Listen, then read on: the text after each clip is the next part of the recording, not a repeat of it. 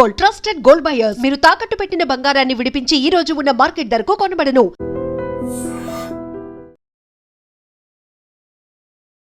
Welcome to IT news. This is Pawan. So మన శనివారం జరిగిన ఐబొమ్మ రవి అరెస్ట్ అయితే మీ అందరికీ తెలిసిన విషయమే. సినిమాకి ఒక భారీ వేల కోట్ల నష్టం కలిగించిన ఐబొమ్మ రవి కుకట్పల్లిలో అరెస్ట్ అవ్వడం జరిగింది. ఫ్రాన్స్ నుంచి ఇండియా వచ్చినప్పుడు పోలీసులు నిఘా పెట్టి రవిని అయితే ఇమ్మడి రవి అనే ఐబొమ్మ నిర్వాహకులను అయితే అరెస్ట్ చేయడం జరిగింది. ఇంకా ఐబొమ్మ రవిని అరెస్ట్ చేసిన తర్వాత షాకింగ్ నిజాలన్నీ బయటకు వచ్చాయి. అంటే ఇతడు ఎలా నడిపిస్తున్నారు, అసలు ఇతని నెట్వర్క్ ఏంటి, ఒక మూడు కోట్లున్న అకౌంట్ ని సీజ్ చేశారు. అతని హార్డ్ డిస్క్లు, అతని మొబైల్ మొత్తం అయితే సీజ్ చేయడం జరిగింది. ఎందుకంటే గతంలో ప్రొడ్యూసర్స్ అందరూ, సినిమాటోగ్రఫీకి సంబంధించిన ప్రొడ్యూసర్స్ అందరూ వెళ్ళి మాకు ఐబొమ్మ వల్ల చాలా నష్టం కలుగుతుంది అని చెప్పేసి కంప్లైంట్ రైజ్ చేయడంతో ఇదైతే స్టార్ట్ అయ్యింది. ఇంకోటి ఐబొమ్మ మీద సినిమాటోగ్రఫీ చట్టం కింద, అదే విధంగా ఐటీ సెక్టర్ చట్టం కింద అయితే కేసు నమోదైంది. ఎందుకంటే ఐబొమ్మ ఒక డిఫరెంట్ టెక్నాలజీని వాడి, విపిఎన్స్ ఇంకా చాలా ఇతర టెక్నాలజీని వాడి సినిమాలన్నింటినీ డైరెక్ట్ స్టూడియో నుంచి పైరసీ చేయడం జరిగింది. అంటే రిలీజ్ అవ్వక ముందే స్టూడియోకి పంపిస్తారు కదా, ఆ సర్వర్ ని హ్యాక్ చేసి రిలీజ్ చేసుకున్న ఐబొమ్మ వెబ్సైట్ లో అయితే రిలీజ్ చేయడం జరిగింది. ibomma.com ఇలాంటి వెబ్సైట్లు మీ అందరికీ తెలిసిందే. ఇంకోటి ఇతను ఇవే కాకుండా గవర్నమెంట్ సెక్టర్ లో ఉన్న సర్వర్లను కూడా హ్యాక్ చేయడం జరిగింది. అంటే ఎందుకు చేసామని అడిగినప్పుడు నేను ఇది కూడా చేయగలను అని మీకు తెలియాలని చెప్పేసి చేశానని మీ అన్నాడు అంట. ఇంకోటి అతని గతంలో వార్నింగ్ ఇచ్చిన విషయం కూడా మీ అందరికీ తెలిసింది. నాకు అందరి దగ్గర గవర్నమెంట్ వెబ్సైట్లు ఉన్నాయి, సెక్టార్లు ఉన్నాయని చెప్పేసి వీటన్నిటిని చేయడం జరిగింది. వీటన్నిటి గురించి అయితే అరెస్ట్ చేయడం జరిగింది. సో దాని గురించి అసలు పబ్లిక్ ఏమనుకుంటున్నారు, నిజంగా ఐబొమ్మ అనే వెబ్సైట్ అంటే కరెక్టేనా, రవిని అరెస్ట్ చేయడం, అసలు రవి గురించి ఏమనుకుంటున్నారు, ఈ విధంగా ఏంటి పరిస్థితి అని పబ్లిక్ ని అడిగి తెలుసుకున్నాం. అసలు వాళ్ళ ఒపీనియన్ ఏమనుకుంటున్నారు. హాయ్ అండి. మరి రవి అరెస్ట్ మీ అందరికి తెలిసిందే కదా, అవును, ఏమనుకుంటున్నారు దాని గురించి మీరు? చట్ట ప్రకారం చూసుకుంటే తను చేసిందైతే ముమ్మాటికి తప్పేనండి. బట్ సామాన్య ప్రజానికంగా చూసుకుంటే తనకి ఒక హీరో లాగా అయ్యాడు.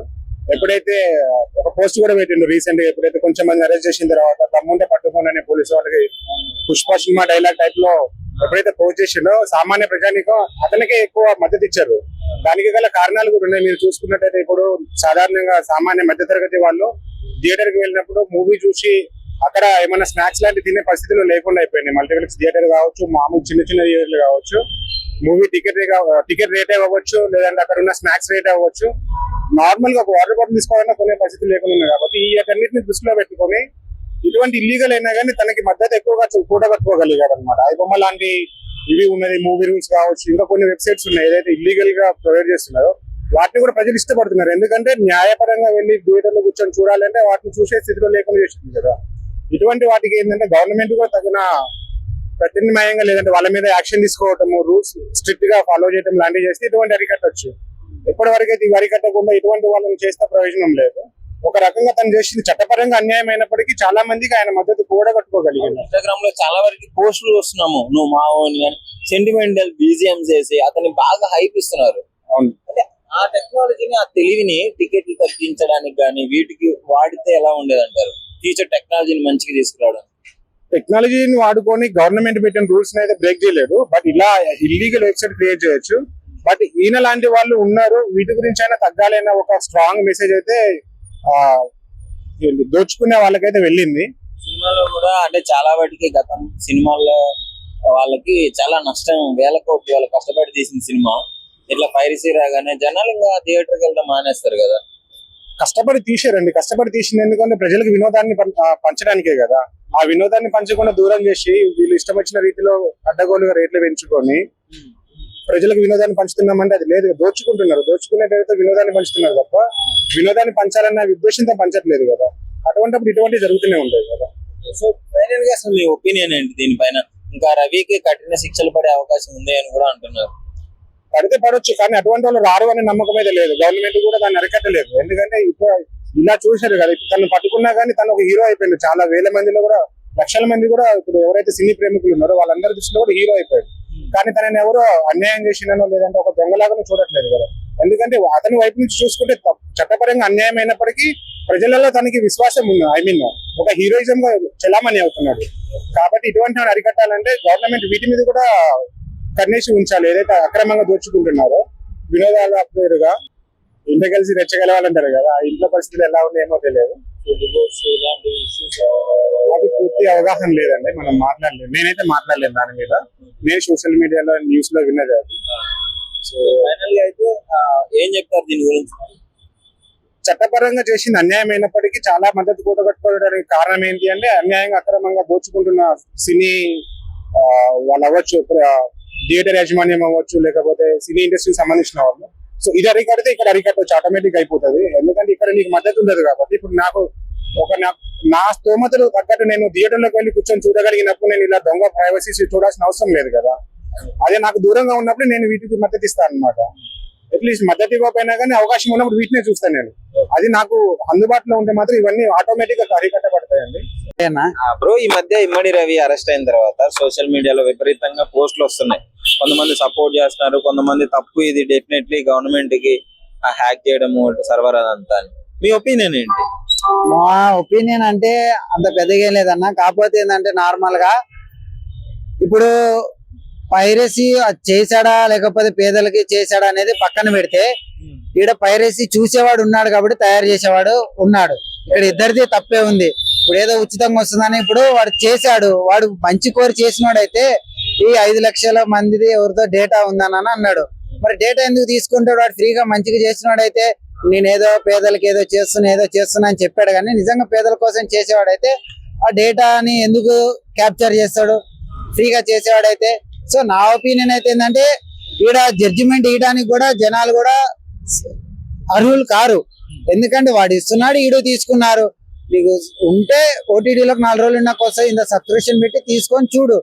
అంతేగాని వస్తుంది కదని డౌన్లోడ్ చేసుకొని చూసుకొని మళ్ళీ దాని తర్వాత ఇలా అనడం నా వర్క్ అనేది రాంగ్. ఇవ్వడం వల్లే పబ్లిక్ కూడా అలవాటు అయ్యారు అని అనుకుంటున్నాం. అంటే లైక్ ఫ్రీగా ఒకటి వస్తుంది, ఫ్రీగా ఎవడియడన్నా ఫ్రీగా ఒకటి వస్తుందంటే దాని వెనకాల ఒక ఉంటది. ఏదైనా కానీ ఫ్రీగా వస్తుందని ఎగబడితే ఇప్పుడు డేటా ఉందంటే ఇప్పుడు నీది ఉండొచ్చు, నాది ఉండొచ్చు, ఎవరిదాన్ని ఉండొచ్చు. ఆ డేటా అనేది రేపు పొద్దుగా మిస్యూజ్ చేయొచ్చు కదా. ఇప్పుడు నీ ఒక్కడిది ఉండదు, నువ్వు లాగిన్ అయిన నీ ఫ్యామిలీ వాళ్ళది కూడా తీసుకుంటాడు. వాడు ఒక దాని నుండి ఒక 5 మంది తీసుకుంటాడు, 5 మంది నుండి ఇంకో 5 మంది తీసుకుంటాడు. సో మన డేటా అనేది సెక్యూరిటీ లేదు కదా. ఏంటంటే గవర్నమెంట్ వాళ్ళది కూడా సర్వర్లు హ్యాక్ చేసి ఎంతెంత శాలరీలు అంతున్నాయి, వాళ్ళు ఏం చేస్తున్నారు అవి కూడా చేసినారు. ఇప్పుడు గవర్నమెంట్ ఎంప్లాయీ లాగిన్ అవ్వాల్సిన అవసరం లా. గవర్నమెంట్ ఎంప్లాయీతో కాంటాక్ట్ లో ఉన్న ఒకటిదైనా కానీ వాడు డేటా ఇంకొకటి తీసుకుంటాడు. మరి ఆ యాక్సెస్ అంతా ఎలా వెళ్ళిపోతుంది? ఒక పర్సన్ నుండి వెళ్ళిపోతుంది కదా. కొత్తగా వస్తుందని తీసుకుంటే అలానే ఉంటుంది అనమాట ఎఫెక్ట్. అలా మొత్తానికి నీ ఒపీనియన్ ఏంటి ఇతను అరెస్ట్ అవ్వడం వల్ల? అంటే తెలుగు సినిమా ఇండస్ట్రీకి కూడా చాలా వేల కోట్లు నష్టం జరిగింది. ఇట్లా అరెస్ట్ కావటం అంటే ఇక్కడ 2, మన ఇండియాలో మంచి చేసిన అరెస్ట్ అవుతారు, చెడు చేసిన అరెస్ట్ అవుతారు. మంచి చెడు అనేది మనం అనకూడదు బ్రో. ఇప్పుడు మనకు కన్వీనియంట్ ఉంటే అది మంచి, మనకు కన్వీనియంట్ లేకపోతే చెడు అని మనం అనకూడదు. ఇప్పుడు ఫ్రీగా సినిమాలు ఇస్తున్నాడు, మంచి చేస్తున్నాడు కదా, అరెస్ట్ చేయకూడదు అని అంటారు. ఇప్పుడు మంచి చేసిన వాళ్ళు అరెస్ట్ చేసినప్పుడు మీలాగా ఇలా ప్రెస్ మీట్లు పెట్టి ఎంత అవేర్నెస్ చేసిన వాళ్ళే లేరు అట్లా. సో మనం దీన్ని పెద్ద జడ్జిమెంట్ చేయాల్సిన అవసరం కూడా లేదు. అలా మొత్తానికి ఇది నీ ఒపీనియన్. అవును bro. Thank you. Hi bro. IBomma Ravi arrest అయ్యాడు కదా, దానిపైన మీ ఒపీనియన్ ఏంటి? అసలు ఏమనుకుంటున్నారు దాని గురించి? యాక్చువల్లీ ఐబొమ్మ నుంచి నార్మల్ గా పూర్ ఫిల్మ్స్ అయితే చాలా బెటరే.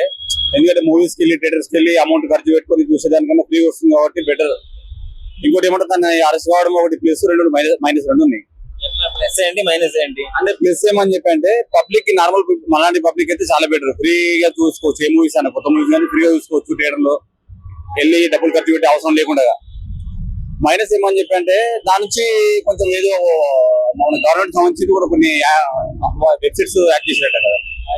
వెబ్సైట్ హ్యాక్ చేశారు. పైగా ఇది ఇల్లీగల్ కదా, ఫ్రీగా అంటే ఇట్లా థర్డ్ పార్టీ సైట్స్ లో మూవీస్ చూడరు. ఇల్లీగలే కానీ అదే ప్లస్ అండ్ మైనస్ చెప్తున్నా. ప్లస్ ఏమంటే పబ్లిక్ అయితే నార్మల్ పబ్లిక్ అయితే ప్లస్, గవర్నమెంట్ కి వెబ్సైట్ కి సంబంధించి యాక్ట్ చేసిన కూడా మైనస్ కావచ్చు. అన్యాయం. యాక్చువల్ గా ఆ వీడియో స్టన్ అయిపోయినా నేనైతే.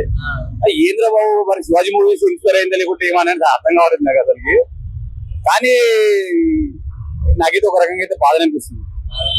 పబ్లిక్ లో కూడా గవర్నమెంట్ అంటే తప్పు చేసి ఇన్ని వేల కోట్లు నష్టం సినిమా ఇండస్ట్రీకి, అయినా కూడా పబ్లిక్ సపోర్ట్ చేస్తుంది, కొంచెం హైప్ ఇస్తుంది, సెంటిమెంటల్ గా రీల్స్ పెడుతుంది ఆయన మీద. ఇంకోటి బ్రదర్, పబ్లిక్ మెయిన్ మైనస్ ఏమంటే థియేటర్ కి వెళ్తే 200 రూపీస్ టికెట్ ఇస్తుంటాం కానీ ఆ టికెట్ ఇచ్చిన తర్వాత లోపల స్నాక్స్ 500,000 రూపీస్ పెట్టాలి. ఇప్పుడు అదే నార్మల్ గా మనం ఐబొమ్మలు అంటే ఇంట్లో చూసుకొని మంచిగా మనం నార్మల్ గా తక్కువ అమౌంట్ పెట్టుకొని ఏదో బడ్జెట్లో సంథింగ్ వేసుకొని కూర్చొని ఫ్యామిలీ మొత్తం చూసుకోవచ్చు బెటర్. ఓటీ కూడా బాగా లేడిపోయినాం కదా, అందుకోసం కొంచెం మైనస్. కానీ ఒకటి బ్రదర్ కంపల్సరీ చెప్తా, ప్రతి మోగానికి విజయం ఆడేది ఉంటుంది కదా, ఓటమి ఆడేది ఉంది బ్రదర్. ఇప్పుడైతే మరి ఐబొమ్మ మీద ఎందుకంటే ఇంట్రెస్ట్? మూవీస్ ఉన్నాయి, ఫర్ మూవీస్ అని ఇట్లాంటి థర్డ్ పార్టీ వెబ్సైట్స్ ఇంకో కొన్ని ఉన్నాయి, బట్ అన్నిటిని ఎప్పుడో వచ్చాయి, ఐబొమ్మ కంటే ముందే వచ్చాయి. కానీ ఐబొమ్మ మీద ఎందుకు ఇంత ఇంట్రెస్ట్ గవర్నమెంట్? ఇప్పుడు ముందు వచ్చిన విషయం చాలా వరకు చాలా మందికి తెలియదు. ఐబొమ్మ అంటే బాగా పాపులర్ అయింది, కొంచెం మైండ్ లో సెట్ అయిపోయింది. ఐబొమ్మ అనేది ఒక నార్మల్ గా ప్రతి అంటే 100 లో ఒక 80% పబ్లిక్ తెలిసిపోయింది కాబట్టి కొంచెం పాపులర్ మైండ్ లో సెట్ అయిపోయింది కదా. ఇప్పుడు మిగతా ఉన్న మూవీ రోజు ఇలాంటి వెబ్సైట్స్ కూడా ఒక వార్నింగ్ లాగా తీసుకోవచ్చు. అది తీసుకోలేదు కంపల్సరీ తీసుకోవాల్సింది, ఎందుకంటే ఇప్పుడు ఆల్రెడీ అరెస్ట్ అయింది కాబట్టి వాళ్ళు కూడా ఆల్రెడీ అయిపోతారు. మరి రవి అరెస్ట్ అయినందుకు మీకు బాధగా ఉందా, హ్యాపీగా ఉందా? అంటే లైక్ యాక్చువల్ గా టెండర్ ఫీలింగ్ అయితే బాధనే ఉంది బ్రదర్. నాకు నెక్స్ట్ టైం ఏం జరుగుతుందో చూసుకోవాలి. చాలా గట్టిగా పడే అవకాశం ఉందంటారా? కఠినంగా నాకు తెలిసి వెబ్సైట్స్ కొన్ని యాక్ట్ చేశారు కాబట్టి శిక్ష బాగానే ఉంటుంది బ్రదర్ ఆయనకైతే. గవర్నమెంట్ వెబ్సైట్స్ కూడా యాక్ట్ చేశారు కదా, అందుకోసం చెప్తాను గవర్నమెంట్ వెబ్సైట్స్ యాక్ట్ చేసింది కాబట్టి కొంచెం శిక్షలు బాగానే ఉండొచ్చు అనిపిస్తుంది. కానీ ఢిల్లీ రీతి ఏంటి బాగుంటుంది బ్రదర్ మా అలాంటి వాళ్ళకి. Hi bro. యాక్చువల్లీ ఐబొమ్మ నిర్వాహకులు అరెస్ట్ చేశారు కదా ఇమ్మడి రవిని, సో ఏమనుకుంటున్నావు దాని గురించి? యాక్చువల్లీ అదైతే పబ్లిక్ లో అట్లా చేయడం అయితే కరెక్ట్ కాదు. బట్ వీళ్ళ దగ్గర అయితే అందరి దగ్గర డేటా అయితే ఉంది. అందరూ ఐబొమ్మలని ఇప్పుడు ఎందుకు ఇట్లా చేస్తున్నారంటే ఎక్కువ మంది సినిమాకి ఎక్కువ ప్రైస్ ఎక్కువ అయిపోవడం వల్ల అందరూ ఐబొమ్మకి అడిక్ట్ అయిపోయారు, ఆన్లైన్ వల్ల ఇట్లా అడిక్ట్ అయిపోయారు. సో ఇది కూడా దృష్టిలో ఉంచుకొని సినిమా టికెట్లు తగ్గిస్తే మేబీ ఆయన చేసిన కరెక్ట్ తప్పు, కానీ ఎక్కువ మంది సపోర్ట్ కూడా ఇప్పుడు ఆయన వైపే ఉంటుంది. సో అది టికెట్ల రేట్లు కూడా కొద్దిగా చూసి ఇట్లా తగ్గిస్తే అది కొద్దిగా బెటర్ గా ఉంటుంది. సోషల్ మీడియాలో విపరీతంగా లేపుతున్నారు హీరో హీరో అని చెప్పేసి. ఆయన చేసింది అయితే తప్పే, బట్ ప్రభుత్వానికి ఈ రకంగా అయినా ఆయన ఒక రకంగా హెచ్చరిక లాగా చెప్పి ఇట్లా చేయడం కూడా కరెక్టే అనుకుంటున్నాను నేను. ఇప్పుడు ఐబొమ్మ ఆగిపోయింది కదా, మరి ఇలాంటి వెబ్సైట్స్ ఇంకా చాలా ఉన్నాయి. మూవీ రోజు వాళ్ళని చూసుకుని మిగతా వాళ్ళు కూడా వస్తారు కదా, అక్కడితో ఆగిపోయేది కాదు కదా. ఇప్పుడు మెయిన్ ఏంటంటే దీని కాజ్ ఎక్కడ ఉందంటే టికెట్ ప్రైస్ ఎవరైతే తగ్గిస్తారో అంటే తగ్గించి సినిమాకి వచ్చేటట్టు చేస్తే ఇట్లాంటివన్నీ తగ్గుతాయని నా ఒపీనియన్. ఐబొమ్మ కంటే ముందు చాలా మూవీస్ ఉన్నాయి, 4 మూవీస్ అని, మూవీ రోజు అని, వాటిని ఎందుకు టార్గెట్ చేయలేకపోతున్నారు? హైయెస్ట్ అంటే ఇది హెచ్డి క్వాలిటీలో వస్తుంది, వాళ్ళు అంత ప్రింట్ లో ఇవ్వకపోయినా ఇది ఇంకా ఎక్కువగా ఉంటుంది కదా. ఇప్పుడు వార్నింగ్ ఇవ్వడము, నన్ను ఎవరో పట్టుకోలేరు, మీ గవర్నమెంట్ మొత్తం నేను యాక్ట్ చేస్తున్నా. అవునవును, అది కూడా కరెక్ట్ కాదు. బట్ ఏంటంటే ఈ రకంగా అయినా పోలీసులు కానీ లేకపోతే సినిమా ఇండస్ట్రీ వాళ్ళు కానీ తెలుసుకుంటారు. ఇట్లా సినిమా టికెట్లు పెంచడం వల్ల సినిమా థియేటర్లకు ఎవరు రారని కూడా వాళ్ళకి అర్థం కావాలని ఇది ఒక గుణపటం లాగా అనుకోవాలి అంతే. వేల కోట్లు కూడా పాపం ప్రొడ్యూసర్స్ నష్టపోవడం జరిగింది, డిస్ట్రిబ్యూటర్ నష్టపోతున్నారంటే మరి పబ్లిక్ విషయానికి వస్తే మరి వాళ్ళు కూడా నష్టపోతున్నారు కదా. ఇంత సినిమా రేట్లు టికెట్లు పెంచేసేసి ఒక్క రోజుకి 15,000 1,500 ఇట్లా 2,000 ఇట్లా చెప్తే ఇట్లా కష్టం కదా. సో అది కూడా కరెక్ట్ కాదు. వీళ్ళు ప్రభుత్వం చర్యలు తీసుకునే దాన్ని బట్టి సినిమా టికెట్లు కూడా తగ్గించి సినిమాకి వచ్చేటట్టు ఉంటేనే ఇట్లాంటివన్నీ తగ్గుతాయి. ఇప్పుడు ఎప్పుడైనా ఎవరైనా ఓటీటీకి అడిక్ట్ అయిపోయారు, ఇంట్లోనే కూర్చుని మళ్ళీ ఇంతమంది క్రౌడ్ లో. మొన్న చూస్తే ఇక్కడ థియేటర్ దగ్గర ఎవరు చనిపోయారు, ఓటీటీ లాగా అయిపోయింది కదా ఇప్పుడు ఐబొమ్మ కూడా. అంతే కదా, ఇదైతే ఫ్రీ అయిపోయింది. సో అదైతే కొద్దిగా యాక్చువల్లీ ఐబొమ్మ నిర్వాహకులను అయితే అరెస్ట్ చేయడం జరిగింది. మీ పాయింట్ ఆఫ్ వ్యూ లో ఐబొమ్మ ఇమ్మడి రవి చేసింది కరెక్ట్ అంటారా, తప్పు అంటారా? ఏంటి మీ ఒపీనియన్ ఏంటి దీని మీద? As per the industry, Telugu industry ప్రకారం అయితే అతను చేసిన రాంగే. తెలుగు ఇండస్ట్రీ అని కాదు, అంటే ఒక చట్టం పరంగా అతను రిలీజ్ అవ్వక ముందే ఇట్లాంటివన్నీ హ్యాక్ చేసి దగ్గర పెట్టుకొని ఐబొమ్మ వెబ్సైట్స్ లో వదలము, వాట్సాప్ క్రోస్ నష్టం కదా తీసుకుని. ఇంటెలిజెన్స్ ప్రకారం అయితే కరెక్టే. ఇంటెలిజెన్స్ కాకుండా మనీ పరంగా, రెవెన్యూ పరంగా అయితే లాస్. అది గవర్నమెంట్ కైనా పబ్లిక్ వాళ్ళ ఎవరైతే డిస్ట్రిబ్యూషన్స్ నుంచి ఉంటారో ఫిలిం ఇండస్ట్రీకి వాళ్ళకి లాస్. అది సో ఏంటి మీరేమనుకుంటున్నారు? ఫ్రీ కంటెంట్ ఉందని చెప్పి యూజ్ చేస్తారు పబ్లిక్. ఫ్రీ అనే దాంట్లో పడిపోయి సైకాలజీగా చూస్తే వాళ్ళకి చాలా లాస్ ఉంటుంది వేరే పర్సన్ కి. అపోజిట్ ఇప్పుడు అదర్ పర్సన్ ఎవరైతే ఇన్వెస్ట్మెంట్ చేస్తారో మూవీస్ కి వాళ్ళకి చాలా పెద్ద లాస్. అది క్రోర్స్ లో ఉంటుంది. మనం ఏంటంటే ఒక 50 రూపీస్ 100 రూపీస్ సేవ్ అవుతుంది టికెట్ ప్రైస్ అని ఇక్కడ చూస్తాం కంటెంట్.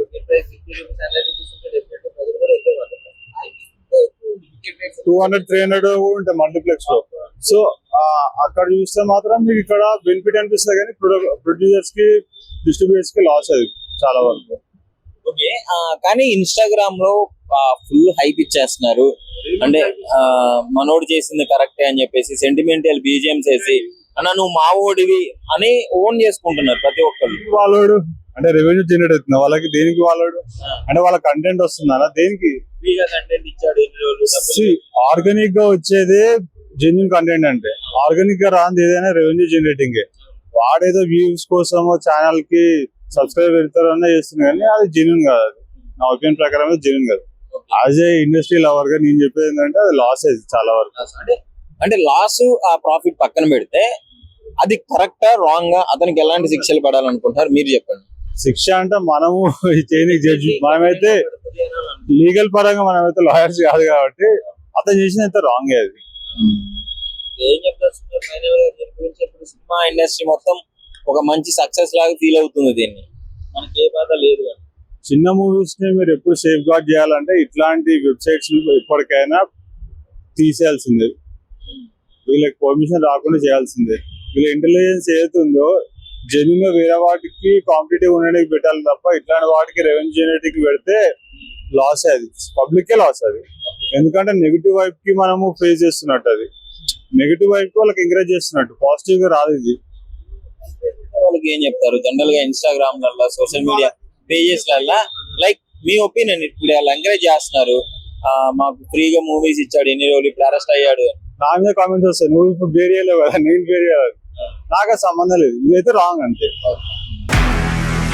నిజంగా ప్రస్తుతం ఉన్నటువంటి సమాజం దేనికి ప్రయారిటీ ఇస్తుంది? ఆర్థిక సంబంధాల చుట్టూ మాత్రమే తిరుగుతోంది. మళ్ళీ ఎన్నికలంగానే చాలా విరక్తి కలుగుతాను. మంచి అనిపిస్తుంది కదా, లేడీస్ కూడా ఛాలెంజింగ్ జాబ్స్ చేసినప్పుడు చాలా బాగుంటది. ట్రాఫిక్ అసిస్టెంట్స్ గా నియమించిన ట్రాన్స్జెండర్స్ అందరితో సాల్యూట్ చేయించుకుంటున్నారు. ఫుడ్ డెలివరీ ఇవ్వటానికి వెళ్ళినటువంటి డెలివరీ బాయ్ అనిల్ పై కళ్ళ ముందు